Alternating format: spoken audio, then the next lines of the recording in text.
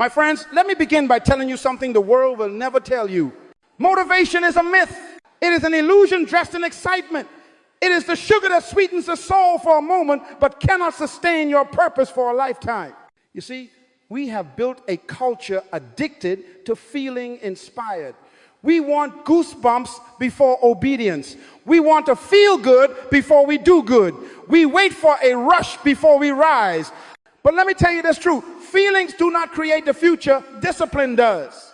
Motivation is a visitor. It knocks on your door when it feels like it. But discipline moves in, unpacks its bags, and takes responsibility for the house. Motivation shows up when the weather is nice. Discipline shows up in the storm. Motivation is born in emotion, but discipline is born in conviction. People often say, I'm just waiting until I feel ready. That's the language of failure. Because destiny never waits for your feelings to catch up. Destiny moves when you decide. You don't wait to feel inspired to walk in purpose. You walk in purpose until your feelings follow. The problem with motivation is that it depends on how you feel. But feelings are like the wind. They shift, they change, they deceive. One day you're on fire, the next day you're empty. One day you want to conquer the world, the next day you can't get out of bed.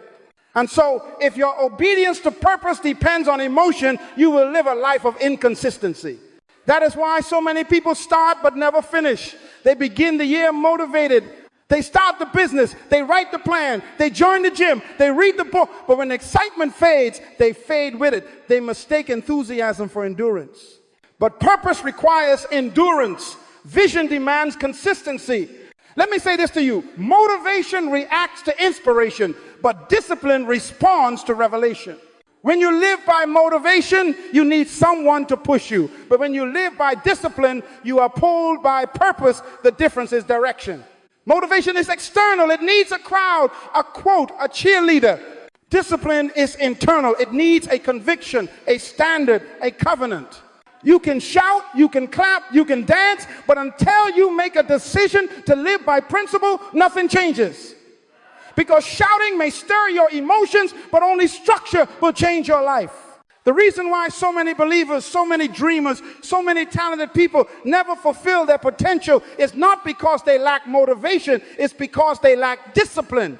I've seen motivated people quit halfway.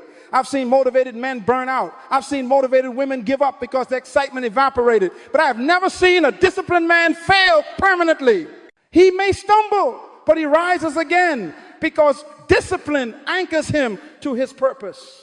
Discipline is not exciting. Discipline is boring. Discipline repeats what works when everyone else is chasing what feels good. Motivation runs on emotion, but discipline runs on decision.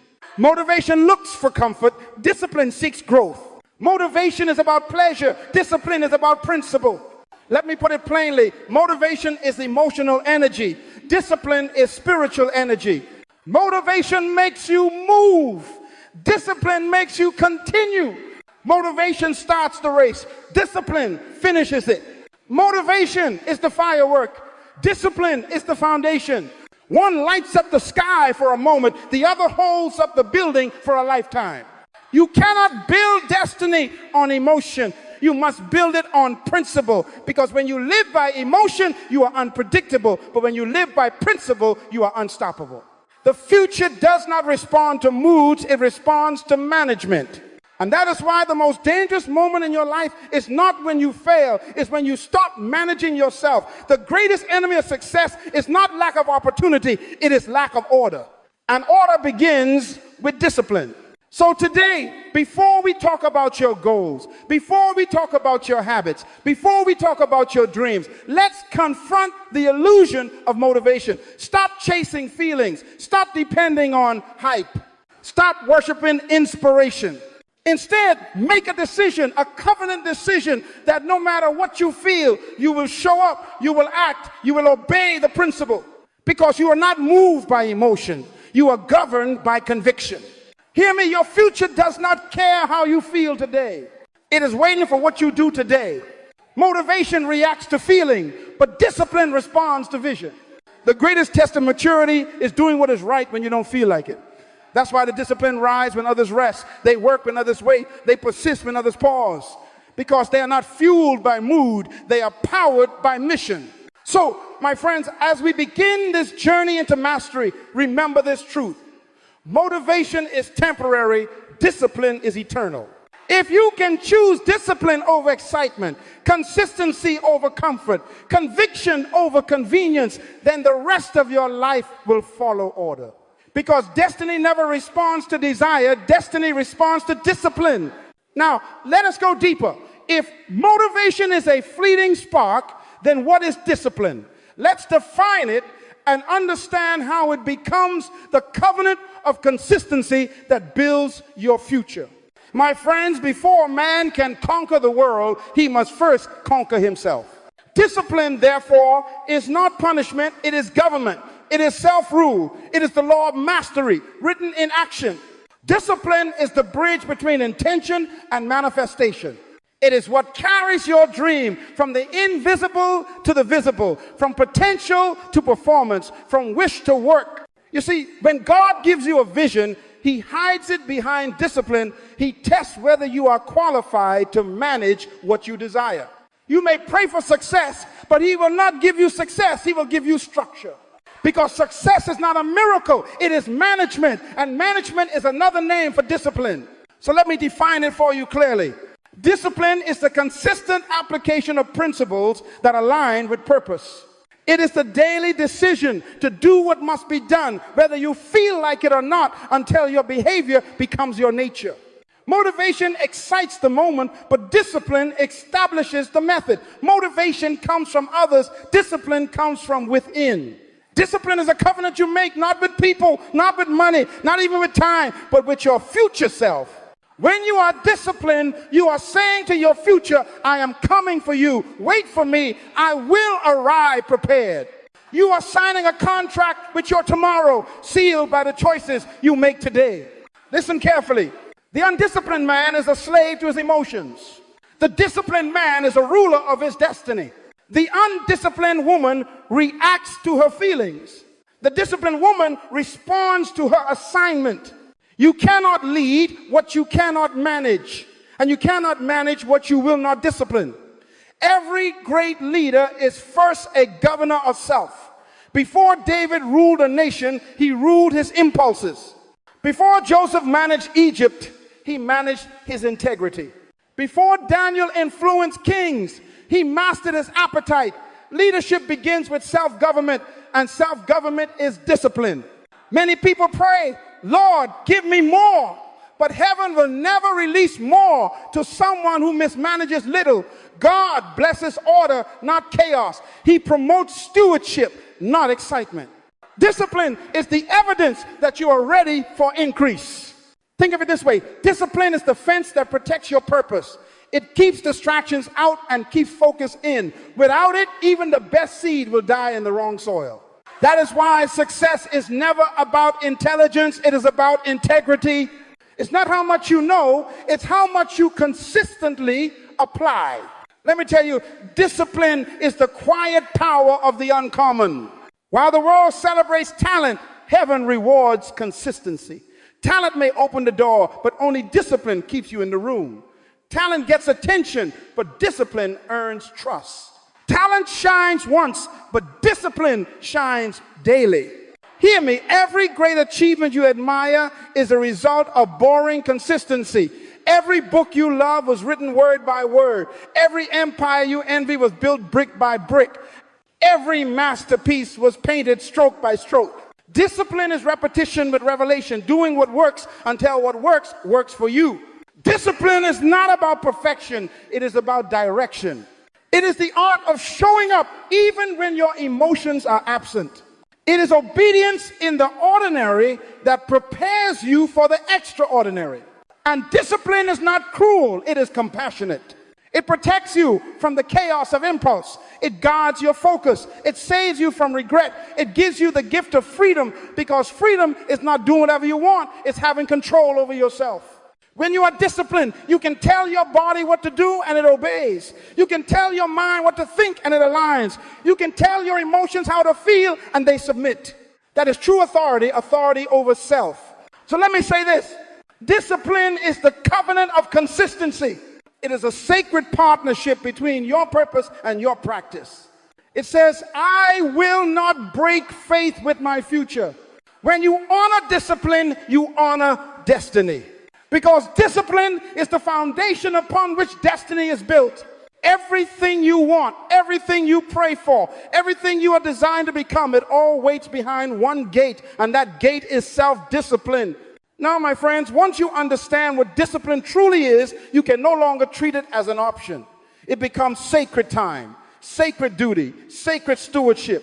That's why in this journey, we will not chase motivation. We will build a ritual, a daily covenant that keeps you accountable to your destiny. Let us now move forward to the practice that transforms this principle into power. Let's talk about the 15-minute covenant, a ritual for rulership. My friends, once you understand that discipline is the bridge between your purpose and your performance, you must now learn how to build that bridge daily.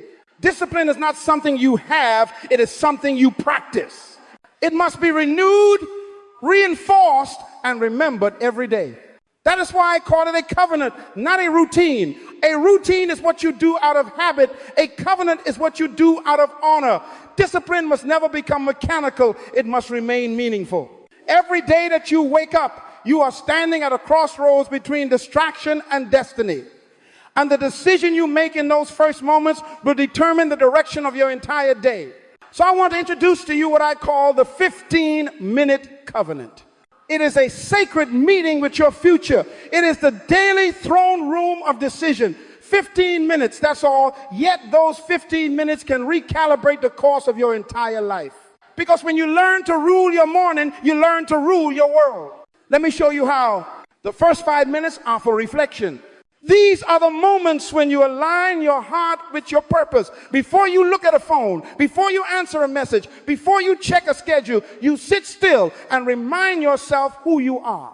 Read your vision aloud. Remind your soul of your assignment. Ask yourself, why am I alive today? Reflection anchors your identity before the noise of the world tries to define it for you. Then comes the next 5 minutes declaration. This is where you speak to your mind and command your day. Remember this, words are spiritual containers. They carry creative power. You don't just hope for change, you declare it. You don't just think focus, you speak focus.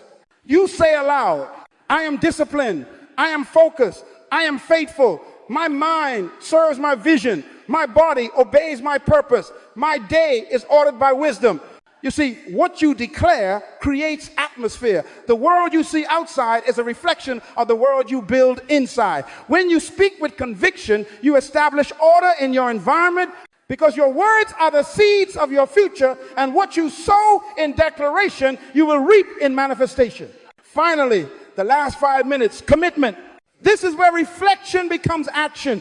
You take one small specific step aligned with your purpose. Maybe it's writing one paragraph of that book. Maybe it's one call you've delayed. Maybe it's one healthy choice for your body. Don't chase many things. Choose one thing and do it with all your heart. The power of discipline is in focus, not volume. 15 minutes, reflection, declaration, commitment. That's it. Do it every day, same time, same place, same order, because repetition creates rhythm, and rhythm creates reality. You might say, Dr. Munroe, can 15 minutes really change my life? Yes. Because success doesn't come from how much you do once, it comes from what you do repeatedly. A small habit practiced daily becomes a mighty force over time. The world honors the spectacular, but heaven rewards the consistent. Remember this principle, whatever you do daily, you become permanently. That's why the undisciplined are constantly changing direction, because they have no daily anchor. But the disciplined remain steady because their actions are rooted in routine, and their routine is rooted in revelation. Let me tell you something powerful. 15 minutes of divine order every morning can redeem 15 hours of chaos later. Because when you begin your day with purpose, everything else aligns under it.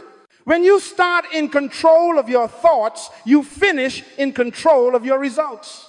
This covenant is not about time, it's about transformation. It's not about minutes, it's about mastery. Those 15 minutes are your daily throne of dominion. It's where you tell your mind who's in charge. It's where you remind your emotions that they are servants, not kings. It's where you choose principle over pressure. And as you keep that covenant day after day, something miraculous happens. The ritual becomes rhythm. The rhythm becomes reflex. The reflex becomes nature. Until one day, discipline no longer feels like effort. It feels like essence. You won't have to push yourself anymore. You will be pulled by your purpose. Do you see it now? Discipline is not a prison. It's a pathway. It's not bondage, it's alignment. It's not loss of freedom. It's the discovery of true freedom. Because when you are disciplined, you no longer chase life. Life begins to follow your order. So my friends, begin tomorrow morning. Don't wait for motivation to come. Don't wait for the right feeling. Make your appointment with your future 15 minutes a day. And when you do, heaven will take notice. Because consistency commands attention even from God himself. For as surely as the sun rises, the person who honors time, who honors order, who honors principle will rise with it. Now, once you begin this covenant, you will quickly realize something. The greatest challenge will not be time. The greatest challenge will be your own thoughts, the war within your mind that tries to pull you back into distraction. And that, my friends, brings us to the next revelation, the inner war training, the mind for obedience. My friends, after you make a covenant with your future, you will soon discover that your greatest battle is not with time, not with people, not with opportunity. It is with your own mind. The battlefield of life is not out there. It is in here, between your ears, beneath your thoughts, inside your imagination. The mind is the soil of destiny, and whatever you allow to grow there will eventually show in your life. Every human being fights this silent war, the war between discipline and desire, between purpose and pleasure, between what you know is right and what feels easy. That war doesn't stop when you make a decision. It begins there. You see, the moment you decide to discipline your life, your mind begins to resist you. It whispers. Just once won't hurt. It says you can do it later. It reasons, it negotiates, it excuses, because the mind loves comfort more than change. But hear me, if you do not train your mind to obey your purpose, your emotions will betray your destiny. You must rule your thoughts or they will rule you. That's why the scripture says, be transformed by the renewing of your mind. Not the removal of your mind, but the renewing of it. Renewal is training. Renewal is repetition. Renewal is discipline. Your mind is not your master, it is your servant. And like any servant, it must be trained. You train the mind through repetition, through focus, through meditation, through truth. You must teach your thoughts to obey the laws of your purpose. Let me tell you something powerful. Your body follows your mind follows your belief, and your belief follows your purpose. If your purpose is weak, your belief will waver. If your belief wavers, your mind will wander. And when your mind wanders, your body will waste its energy on distractions. So the first assignment of a disciplined life is to bring your mind under submission to your purpose. That means you must choose your thoughts the way a king chooses his counselors carefully. You must interrogate every thought that enters your mind and ask, who sent you? If it comes from fear, dismiss it. If it comes from doubt, silence it. If it comes from regret, replace it. If it comes from purpose, nourish it. Because the mind is a garden and your thoughts are seeds. If you allow weeds of negativity to grow, they will choke the flowers of your vision. But if you sow seeds of faith, courage, and focus, you will reap a harvest of progress. Discipline begins in the soil of thought. Before you can control your habits, you must control your thinking. Before you can master your behavior, you must master your beliefs. Every action is born from an idea, and every idea comes from an atmosphere. That's why you must guard your mental atmosphere. Do not expose your mind to voices that poison your vision. Do not feed your thoughts with fear disguised as entertainment. Do not allow toxic people to rent space in your head without paying rent in peace. You become the product of what you repeatedly ponder. Hear me, the mind is like a river. It will flow wherever the terrain directs it. Discipline is building the banks that guide that flow toward purpose. Without those banks, your thoughts overflow into chaos and confusion. That is why the disciplined man speaks to his mind daily. He tells it what to think. He doesn't wait for inspiration. He commands focus. He practices mental alignment. He meditates on purpose until his emotions obey his mission. Let me illustrate this for you. When an athlete trains, he doesn't wait until the race to discipline his body. He trains it when no one is watching. He repeats movements until they become instinct. Likewise, you must train your thoughts when no one sees you. Discipline your mind in private, and it will obey you in public. When fear comes, you say, you have no authority here. When doubt comes, you say, you are not my truth. When distraction comes, you say, I am about my Father's business. Because the disciplined mind does not react, it responds. It is calm under pressure, clear under conflict, consistent under criticism. Do you know what maturity is? Maturity is when your emotions submit to your purpose. Immaturity is when your purpose submits to your emotions. When you reach the point where your peace is not disturbed by panic, your growth has begun. So I challenge you today, train your mind for obedience. Don't let your thoughts drift like a leaf in the wind. Direct them like an arrow toward destiny. Every morning during that 15-minute covenant, bring your thoughts into alignment. Remind your mind that it serves your purpose. Say to yourself, my mind is my servant, not my master. My thoughts are tools, not rulers. My emotions obey my assignment. And when you begin to think like this, you will notice something extraordinary. Clarity will return. Focus will sharpen. Peace will become your normal. You will stop reacting to life and start directing it. Because victory does not begin when your circumstances change. Victory begins when your thinking changes. The mind must become your ally, not your adversary. For once your thoughts are trained to obey your purpose, your life will begin to reflect the order of heaven. Now that we have learned that discipline begins with the mastery of thought, let us move to the next stage of this journey, how disciplined thinking grows into habitual integrity, and how habit turns consistency into character.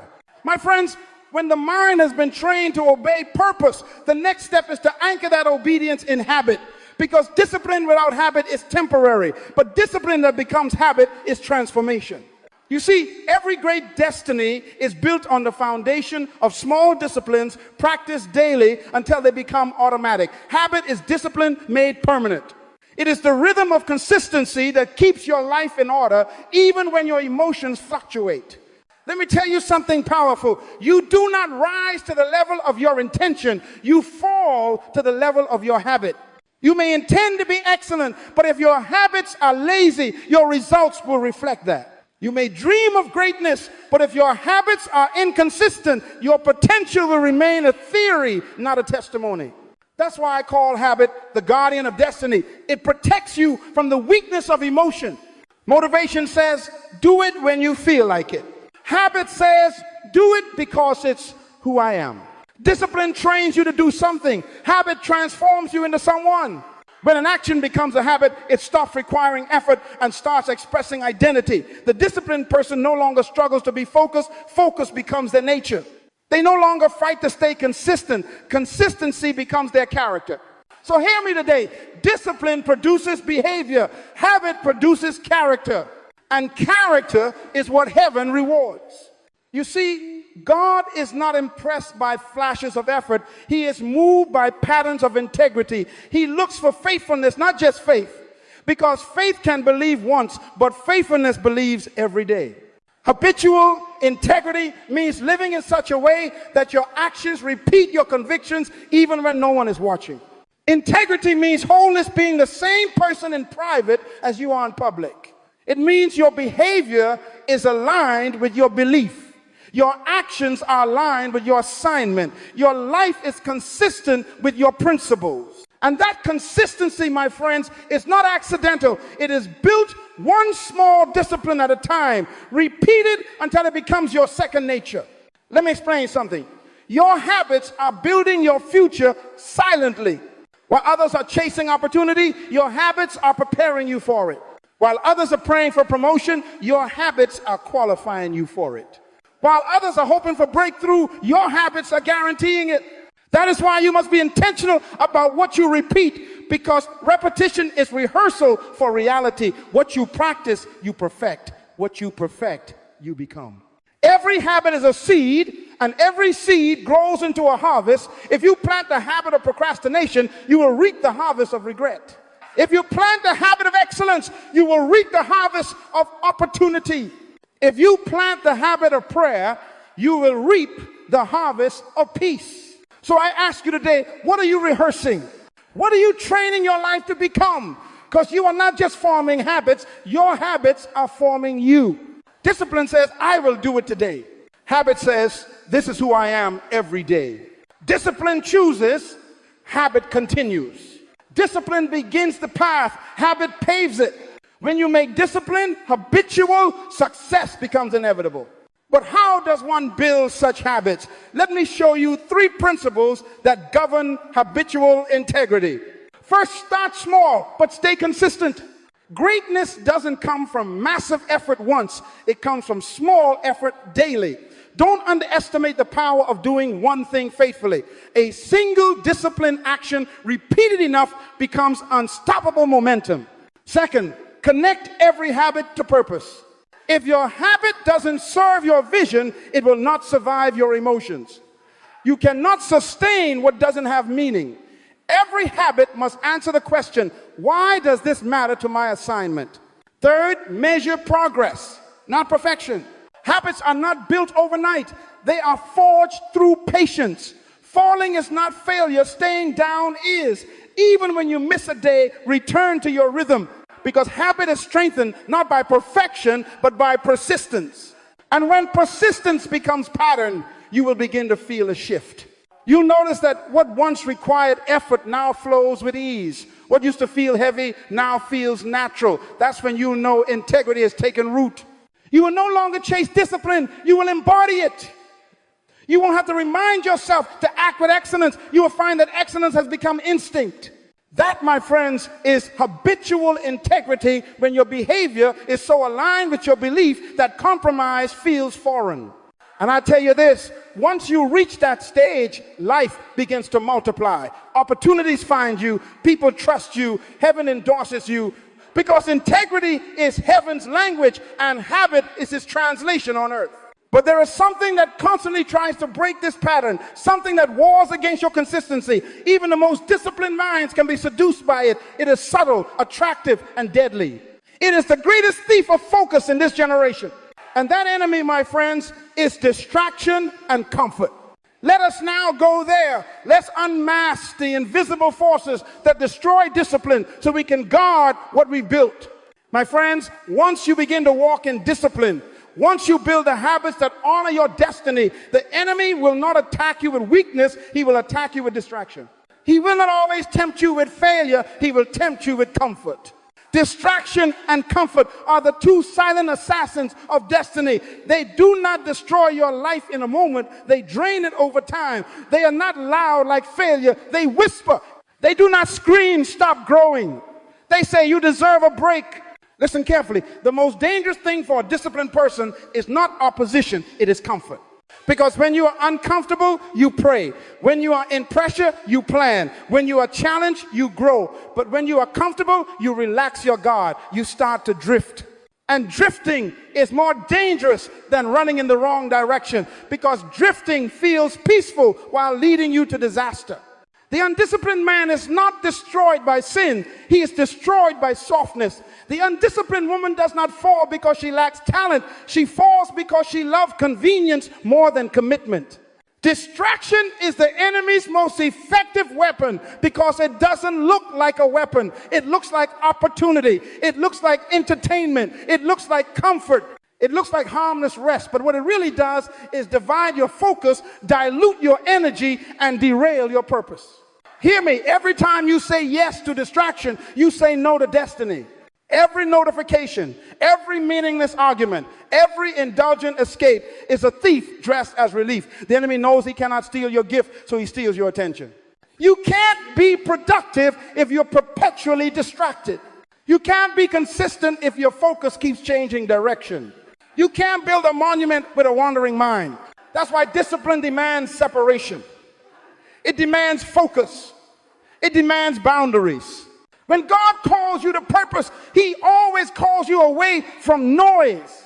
Moses met God on a mountain, not in the crowd.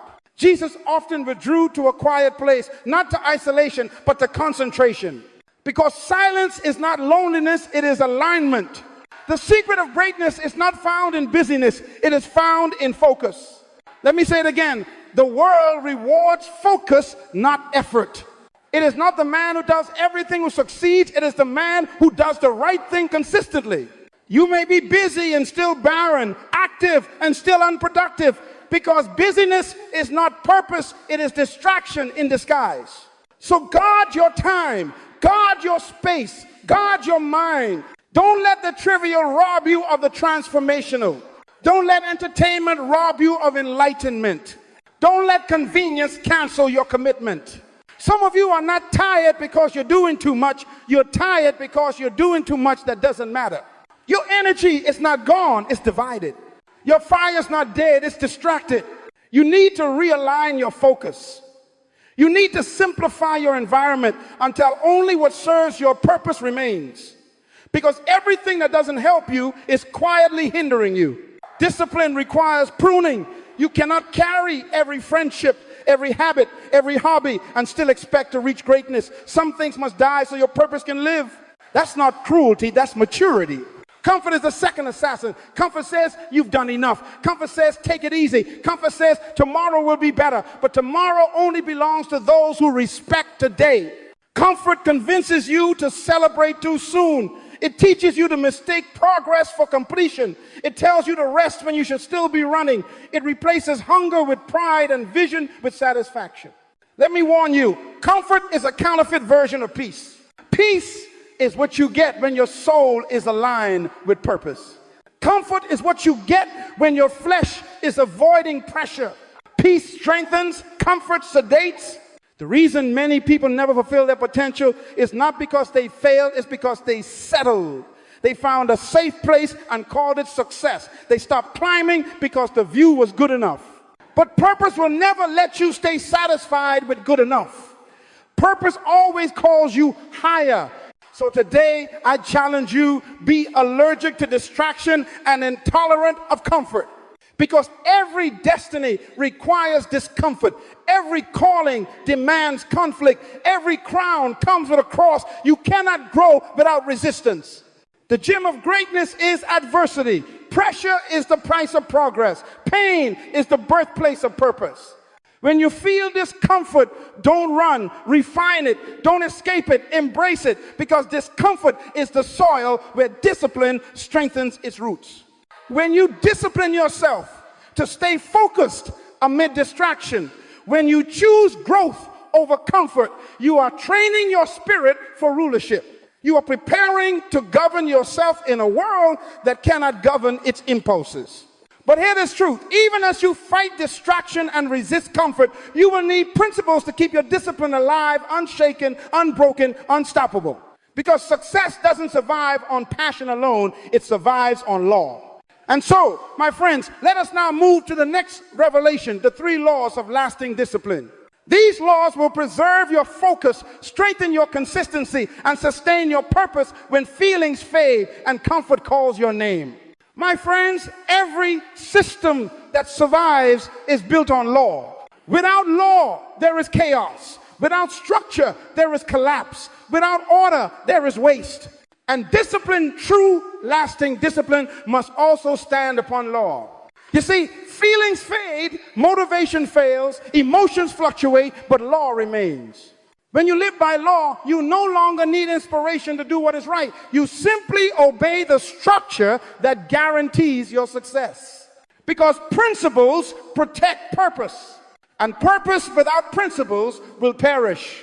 Let me share with you what I call the 3 laws of lasting discipline. They are not rules to restrict you, they are foundations that sustain you.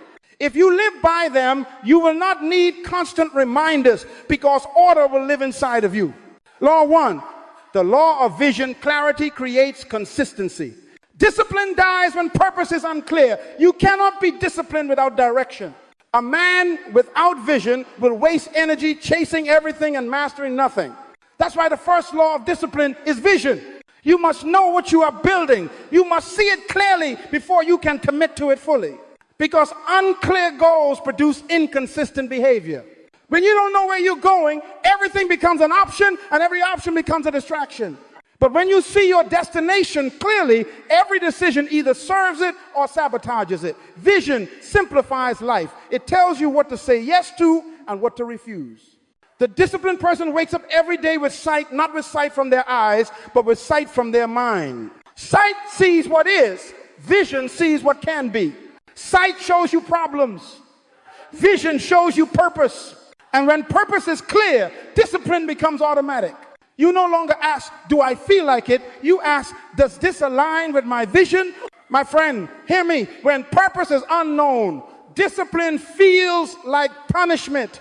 But when purpose is known, discipline becomes pleasure.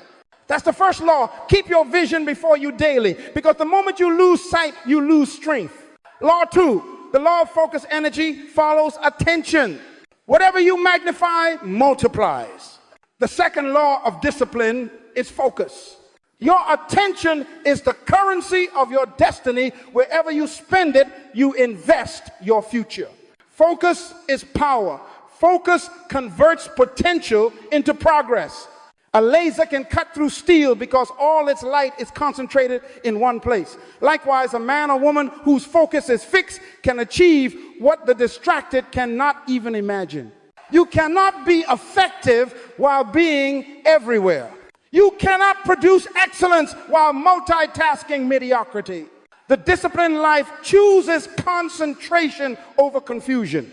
You must protect your focus the way a soldier protects his weapon, because once you lose focus, you lose direction. And when you lose direction, you lose destiny. That's why the disciplined person learns to say no. Focus is not about doing more. It is about doing what matters. Success is not about expansion. It's about elimination. Don't pray for more time. Pray for more focus. Because time is wasted when energy is scattered. When your attention is united, your results will multiply. The second law is simple but powerful. Whatever holds your attention shapes your life. So fix your focus on your purpose, and everything else will fall into place. Law 3, the law of accountability, structure, sustains strength. The third law is accountability. Discipline without accountability is fragile. It begins strong but ends shallow. You can inspire yourself for a season, but you need structure to sustain your standard. Accountability means you give your actions a witness. You make your commitment visible. You create systems that protect your consistency. In the kingdom of purpose, there is no growth without order. Even God works through systems. He created seasons, cycles, laws of nature, and all of them guarantee stability. If creation itself obeys law, how much more should you? Accountability is not control, it is confirmation. It confirms your seriousness. It tells heaven, I can be trusted with increase. You can be accountable to a mentor, to a partner, to your journal, to your own reflection in the morning mirror, but there must be something outside your emotions that holds you steady. Because feelings fluctuate, but structure is faithful. When you are tired, your system keeps you. When you are discouraged, your system sustains you. When motivation fades, your structure speaks. We don't stop here. This is the secret of mastery, external order that reinforces internal conviction. The third law, therefore, is this. Every dream requires a system. If you don't organize your life will organize you, and it will always choose the path of least resistance. So build systems that honor your purpose. Schedule your priorities. Record your progress. Guard your habits. Reward your consistency. That is how discipline becomes destiny. Now, when these three laws, vision, focus, and accountability, operate together, discipline no longer feels like effort. It becomes the architecture of your success. You no longer depend on excitement to move forward. Structure moves you. That's why I often say principles are stronger than passion. Passion is emotional fuel. Principles are eternal foundations. Passion burns out. Principles build up. So let me summarize. The law of vision gives you direction. The law of focus gives you energy. The law of accountability gives you structure. Direction, energy, structure. These three secure your discipline when your emotions fail you. When you live by law, you rise above limitation. When you live by principle, you transcend pressure. When you live by structure, success becomes sustainable. Because law produces liberty. Freedom is not the absence of rules, it is the mastery of them. And that leads us into the next revelation. When you master these laws, you graduate from discipline into dominion. You move from self-control to self-command. You begin to influence not only your life, but your environment. Let us now talk about what happens when discipline matures, when you no longer just manage yourself, but begin to govern your world. My friends, when discipline matures, it produces something greater, dominion. Because the purpose of discipline is not control for its own sake, it is rulership. The end of self-control is self-command. The reward of order is authority. You see, dominion was God's original mandate for mankind. Let them have dominion. He said, not over people, not over each other, but over creation, over environment, and above all, over self. For you cannot govern the world around you until you first govern the world within you. Discipline is the training ground of dominion. Before God can trust you to lead others, he will test whether you can lead yourself. Before you command circumstances, you must command your character. Before you manage resources, you must manage routine. That is why I always say leadership begins with self-government. If you cannot govern your appetite, you will not govern your assignment. If you cannot manage your time, you will mismanage your opportunities. If you cannot master your emotions, you will be mastered by them. Dominion is not about domination, it is about mastery. It is not about ruling people, it is about ruling principles. Dominion is authority born from alignment. When your life aligns with divine order, heaven trusts you with earthly influence. Now, let me show you how discipline graduates into dominion. Discipline begins with obedience. You do what is right because it is right. Then it becomes habit. You keep doing it until it becomes natural. And when habit becomes character, you have reached mastery, the state where excellence flows without effort. Mastery is when you no longer have to push yourself to act with integrity. Integrity becomes instinct. It is when your emotions, your body, your mind, and your decisions are synchronized under one authority, your purpose. When a man reaches mastery, his environment begins to respond to him. Opportunities recognize him. People respect him. Systems obey him because discipline has elevated him to dominion. Let me explain this. When you discipline your mind, you gain clarity. When you discipline your body, you gain strength. When you discipline your time, you gain productivity. And when you discipline your spirit, you gain authority. That authority is dominion. It is not arrogance, it is alignment. You are no longer tossed by emotion or enslaved by circumstance. You stand in control, calm in chaos, steady under pressure, clear amid confusion. The undisciplined are controlled by the world. The disciplined control their world. The undisciplined react to life. The disciplined design life. The undisciplined complain about storms. The disciplined learn to sail through them. That is dominion, not the absence of struggle, but the mastery of response. And understand this truth. Dominion is not given, it is grown. You cannot pray your way into mastery, you must practice your way into it. Prayer gives you power, but discipline gives that power direction. Every great leader you admire, whether Joseph in Egypt, Daniel in Babylon, Paul in prison, or Jesus himself, lived by this principle. Self-mastery before world mastery. They rule their minds before they rule nations. They discipline their habits before they influence history. The spirit of mastery is a quiet power. It doesn't boast. It performs. It doesn't react. It responds. It doesn't seek attention. It earns authority.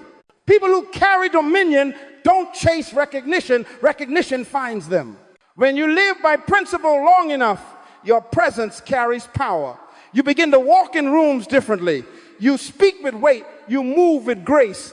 Because order has replaced chaos in your soul, and people can sense it. That is what it means to reign in life. To live not as a victim of circumstance, but as a steward of purpose. To respond to pressure with peace. To meet conflict with clarity. To face challenge with composure. You see, discipline is not about restriction, it's about responsibility. When you rule yourself, you gain the right to rule more. When you master your own life, you qualify to manage greater life. Heaven promotes order. Promotion always follows control. If you can control a little, God will trust you with much. If you can manage yourself, God will allow you to manage influence. That's why dominion is not a gift of favoritism. It is a reward of faithfulness. Faithfulness in thought, faithfulness in focus, faithfulness in daily obedience. And when discipline matures into dominion, something powerful happens. You no longer live by reaction, you live by design. You don't wake up wondering what will happen, you wake up commanding what will happen. You no longer say, I hope today is good. You say, I will make today fruitful. Dominion gives you calm authority. You lead your emotions instead of following them. You command your day instead of chasing it. You influence your world instead of complaining about it. And hear me, this is not pride, this is purpose fulfilled. Because a disciplined life is not for ego, it is for impact. The ultimate goal of discipline is to empower you to serve others with excellence. Dominion is stewardship, not superiority. It is managing yourself so that you can lead others into freedom. That is why true leaders are never tyrants. They are servants who have mastered themselves first. For the highest level of power is not control over others, it is control over self. When you live this way, peace becomes your companion, confidence your armor, and consistency your crown. You become dependable, and the dependable are always desirable in the marketplace of destiny. My friends, that is the spirit of mastery, discipline, matured into dominion. And once you taste dominion, you will never desire comfort again. Because comfort offers you pleasure, but dominion offers you power. Now that you understand that discipline leads to dominion, we must redefine what freedom truly means. For the world has confused liberty with laziness. Let us now explore how discipline is not bondage, but the birthplace of freedom. My friends, now that you understand that discipline leads to dominion, let us bring this journey to its completion, because there is one final revelation you must grasp. Discipline is not bondage. Discipline is freedom. You see, the world has lied to you. The world says freedom means doing whatever you want, whenever you want, however you want. But that is not freedom. That is chaos wearing a mask. True freedom is not the absence of boundaries. It is the mastery of them. The man without discipline is not free. He is a slave to impulse.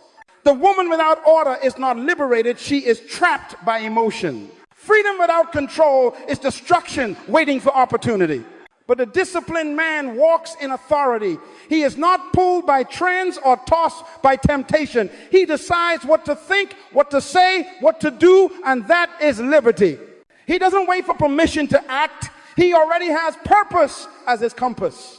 He doesn't need applause to continue. Conviction sustains him. That is freedom. Listen carefully. Discipline does not restrict your life. It refines it. It filters what matters. It cuts away excess. It gives focus to your fire.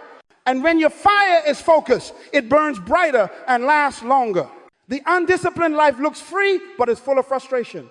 The disciplined life looks structured, but is full of peace. Because peace is the child of order. Chaos breeds anxiety. Structure breeds serenity.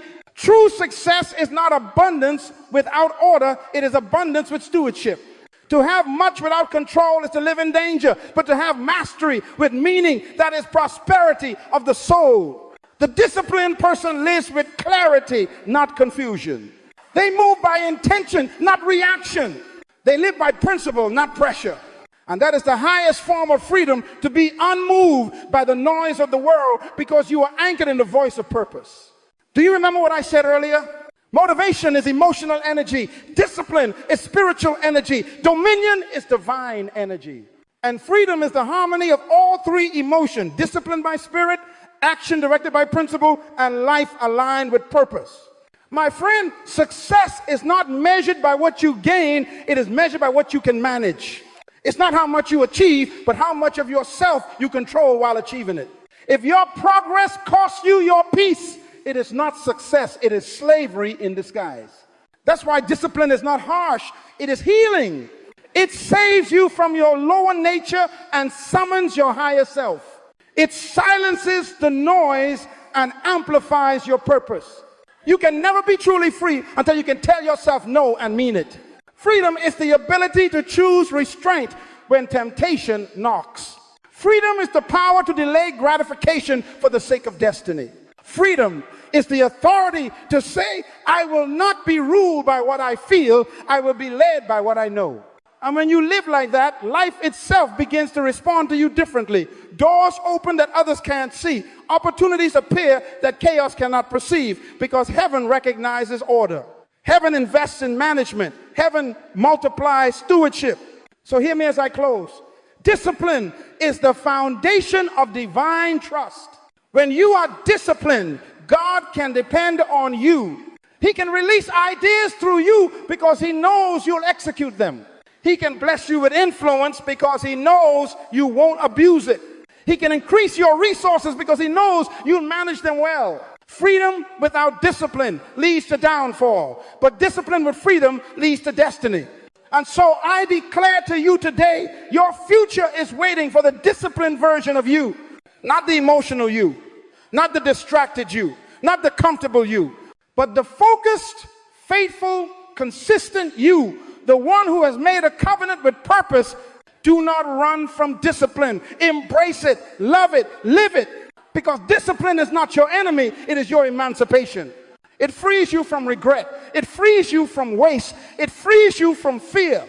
It makes you dependable. It makes you fruitful. It makes you powerful. The discipline rise while others rest. The discipline finish what others start.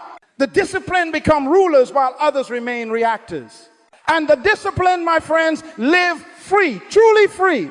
So as you leave this message, remember this law of life. Discipline births order. Order births peace.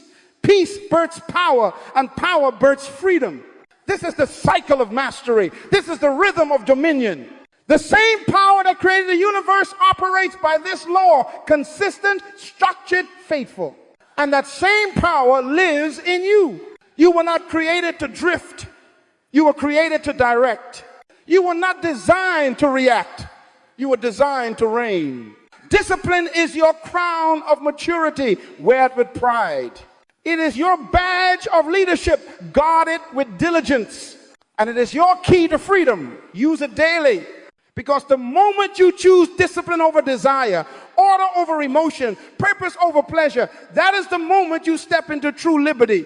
And I pray that from this day forward, you will not live by how you feel, but by what you are called to be. That you will not be ruled by impulse, but guided by principle.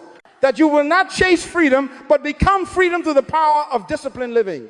For the disciplined shall inherit peace. The disciplined shall build legacy. And the disciplined shall reign in life. So go now, build your life by law, live by order, walk by principle, and rule by discipline.